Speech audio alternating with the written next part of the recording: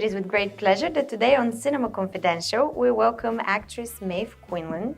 And I can't wait to hear a lot of her stories behind the scenes. I hope it's good. I'm pretty sure. I hope it's interesting. Hi. Hi, how are you? So nice to be here. So nice. Thank you for having us. It's a great pleasure to talk to you. You as well. Yeah. Like I said, I already know a few things about you, what I've read and what we just discussed briefly. We'll see which is true and which is not. But no, I always like to start from the beginning. Okay. How did you get the acting bug and why did you decide to dedicate your life to that? I know. As a child, I was always, make-believe, wishing that I was, first of all, it started off as wishing I was Miss America. That was a big thing growing up, was the Miss USA and all that. So I would parade around the house when that was on, holding a towel that was supposed to be the roses. Like I'd roll the towel up, very creative with that. But really, honestly, I got captivated by this television show that was a summer replacement show. So that happens in the United States sometimes, like they'll test it out to see if it, and it was called the Sonny and Cher show. And I'd never seen anything like it in my life. So I must have been about 5, 6, something like that. And Cher, that was it for me. I just couldn't believe it. And so singer, I wanted to be a singer. Well, I can't sing. And but performing of some, I think I'm awesome in the shower, the car, the whole bit. But so truthfully, I just knew that I wanted to be a performer and of some description, but I was painfully shy, which is really interesting and very common actually.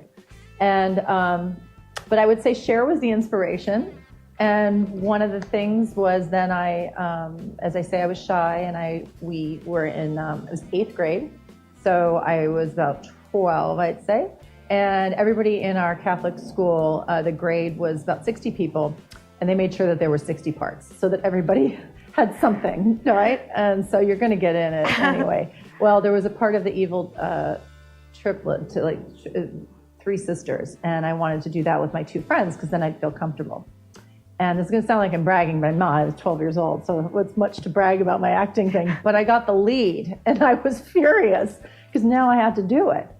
Well, there's nothing like that feeling, that panicky feeling where your heart's pounding out of your chest, but then the curtains open, and the adrenaline kicks in. The adrenaline kicks in. You're not shy anymore. You're this character, and it was called Mrs. McThing, and I was Mrs. McThing. And that was what I wanted to do. And I wanted to not be just Cher, a singer, whatever my dreams were, because I knew that wasn't going to happen. I'm like, I want to perform, but I want to be an actress. My mother had different plans for me. I had been playing competitive tennis in junior tournaments, and that was going well because, again, I'd be on the tennis court and I'd be pretending that I was, at the time, Chris Evert was the #1 American tennis player in the world. And I just pretend I was Chrissy. So again, performing on the court. So that started to do very well for me. And I was playing professional tournaments still as an amateur. And I ended up playing Wimbledon, US Open, things like that. Mm-hmm. So acting was not happening. And but professional tennis also brings discipline. Also, well, that's the thing. You also have audience. It's a different kind of rush. It's exactly right. It's performing. It's performing, but you hit the nail on the head. And I went to Northwestern for my first 2 years, which is an incredible school for drama. But then I transferred to USC because Northwestern was very close to my home, where I grew up, wasn't much of a college experience. And I also went to USC on a full-ride tennis scholarship. But that's where I got to study acting. Did you see that? That guy kept looking at you. Even if you were the last man on Earth, he would not be my type. Not interested. I'd love to be the last guy on Earth. I was expected to turn professional then, at that point. And because I had been in the top 90 in the world in the professional ranks, still as an amateur. And so I did what I was supposed to do. My coaches expected me, and I turned pro. So I did that for the first year, and I luckily got injured because I was not happy. So I got a little injury, and I decided to take advantage of that. And it was my ankle. And my coach here at USC knew that I really wanted to be an actress. And he said, maybe this is the time that you should maybe think about getting an agent. So I went to my first commercial, which was audition, which was for Nike, and I got it, and it was a Super Bowl commercial. And so that sort of started things, and that was in 1988.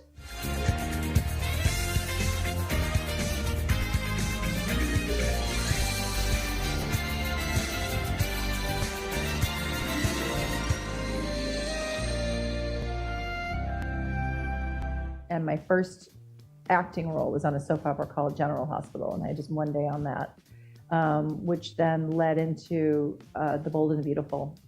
The Bold and the Beautiful, I have to say, it's up to these days, it's very loved by people all over the world. I know in Bulgaria, for sure.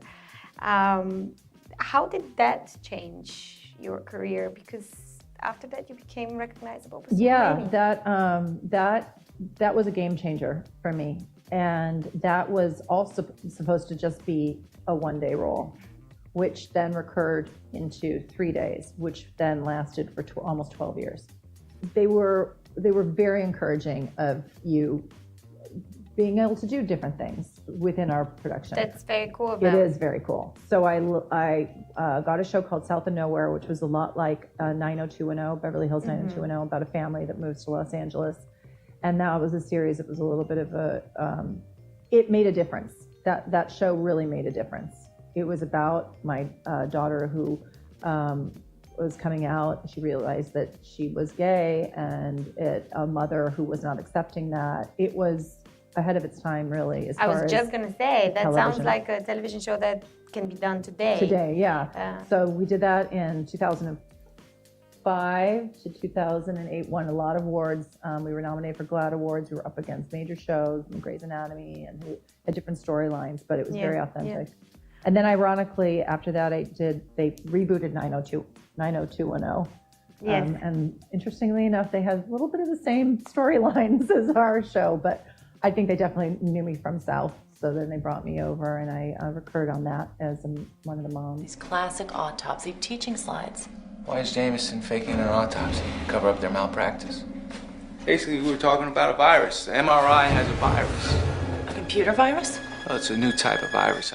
Have things really changed for women in this business? We know what happened in the last year with the movement. I mean, you are a stunning woman, blonde, blue-eyed, beautiful. I am sure that you've had a lot of trouble, I'm going to say, over the years, in sense of people trying to take advantage of the way you look to progress your career. Has that actually changed in the business?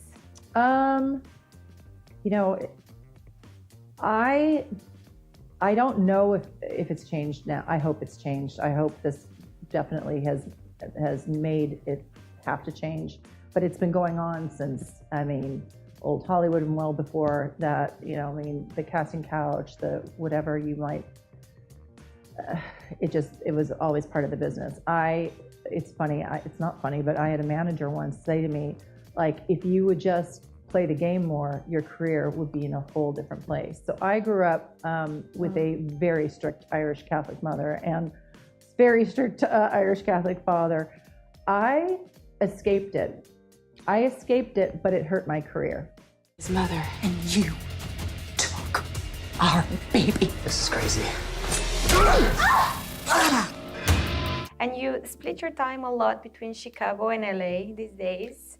Yes, because I fell in love with a man from Chicago. Yeah. And he's not an artist. He's not an artist. It's a very crazy story. A few years later, we're engaged.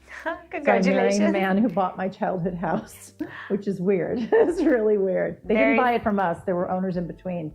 There is no such thing as coincidence in life. No, there isn't. But you're going to get married again. Yes. Did you, at any point, have doubts? Do you compare your past relationship with your current relationship? And how do you, again, become brave to take that step? So first of all, I think being brave was marrying my first husband. His name is Tom Sizemore. So if anyone knows a little bit about that, he was at the height of his career during our marriage, kind of up the ranks as we were dating, and a phenomenal actor, obviously. Unfortunately, struggled with a lot of demons. Out of the grace and strength of my friends and family, they helped me get out of that relationship, because there's a very kind person there that people don't get to see in Tom. But he really, unfortunately, there's just demons, and those take over for people. And so there's been a lot of people that I dated between then and now, relationships that I've lived with people. Every time we would get close to getting married, I would be scared. So, okay, so Derek is the first one that is the game changer for you. I think now meeting Derek, I'm not scared at all, obviously, or I wouldn't be doing it. So, and I don't know what the answer is. I think it's the person. What makes you happy, and what do you want from the future in order to achieve that happiness?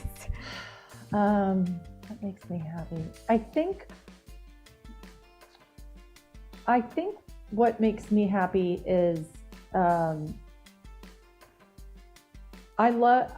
don't have children, which is something that I regret. I always was waiting to get married, the right person, man. Right, exactly.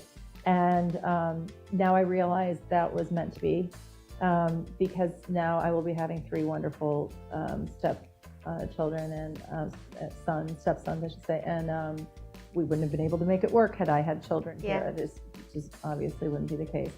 What makes me happy is when I'm able to give that maternal love that I think we all women have inside. So whether you are a mom or not a mom, you still have that maternal love. I'm a big dog person. Those boys of mine, they've really got a lot of love.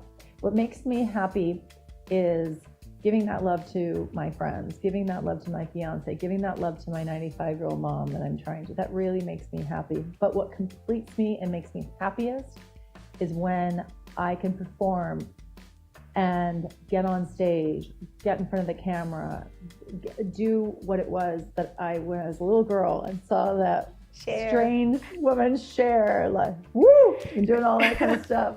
If I could turn back time and all that stuff, right? I'm like, who are you? Julianne Moore, people that I've looked at and I'm like, oh my gosh, I'm doing this. This is what makes me happy, and I would do it for free. And I think that's when you know when you're truly happy. So both of those things don't cost anything. Loving my friends, loving my stepsons, loving my future husband, and loving my parents, loving all that, and loving myself enough to love the stage and say, I'm just going to do it till I'm 90. So that's what makes me happiest. Thank you so much. This conversation made me happy today. And I got goosebumps. Thank you. That was fun. Thank you.